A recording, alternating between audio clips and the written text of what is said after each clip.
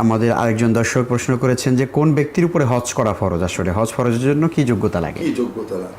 যে এক্ষেত্রেও আমাদের অস্পষ্টতা থাকে, অনেকে হজ এবং যাকাত এক করে ফেলেন। জি, হজ এবং যাকাত এক নয়। হজ যে ব্যক্তি, যেটা আল্লাহ তাআলা বলেছেন ওয়ালিল্লাহি আলান নাসি হিজ্জুল বাইতি মান ইসতাতা ইলাইহি সাবিলা, আল্লাহ তাআলার জন্য মানুষের উপরে দায়িত্ব হলো হজ আদায় করা, যে আল্লাহর বাইত পর্যন্ত যাওয়ার ক্ষমতা রাখে। জি, এখানে বাইতুল্লাহ পর্যন্ত যাওয়ার ক্ষমতা দৈহিক আর্থিক। জি, কাজেই দূরত্ব অনুসারে, যেমন বাংলাদেশ থেকে মক্কা শরীফে যে মাসখানে থাকতে 3 লাখ বা 4 লাখ টাকা লাগে। জি, কারোর যদি এই টাকা থাকে তার নিত্য প্রয়োজনের বাইরে, তার জন্য হজ ফরজ। এটা কেমন? যেমন মনে করেন সরকার নতুন বেতন স্কেল দিয়েছে, একজন এরিয়ার সহ 5 লাখ 4 লাখ টাকা পেয়ে গেল। এই টাকাটা তার জীবনযাত্রার সাথে দরকার নেই, সে একটা জমি কিনে ফেললো অথবা ফ্ল্যাট কিনে ফেললো, তার কিন্তু হজ ফরজ হয়ে গেছে। টাকার মালিকানার সঙ্গে সঙ্গে তার হজ ফরজ হয়ে গেছে।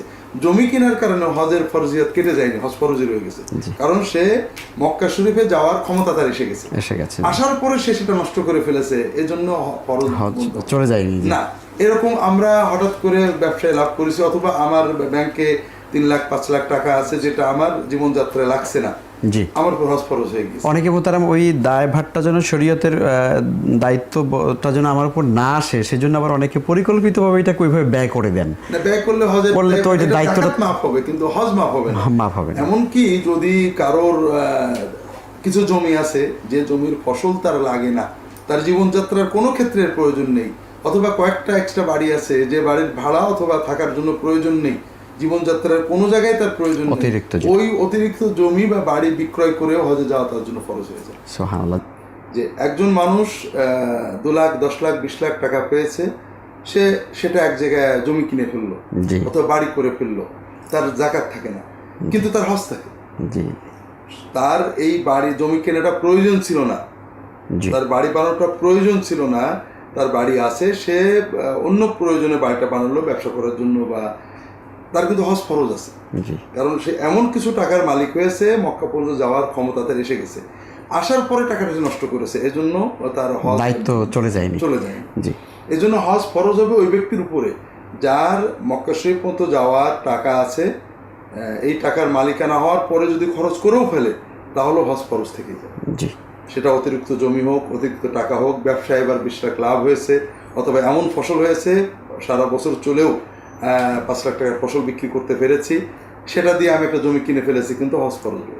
এক্ষেত্রে সুস্থতার বিষয়টি মোহতারাম, যে মানে আর্থিক সংগতি আছে কিন্তু তিনি অসুস্থ, দৈহিক অসুস্থতা, এটার ব্যাপারে যদি কেউ আর্থিক সংগতি আছে, দৈহিক সুস্থতা এখন নেই, তাহলে তিনি বদলি হজ করাবেন, অর্থাৎ তার হজ ফরজ হবে, তিনি অন্যকে দিয়ে করাবেন, এরকম হাদিস শরীফে এসেছে।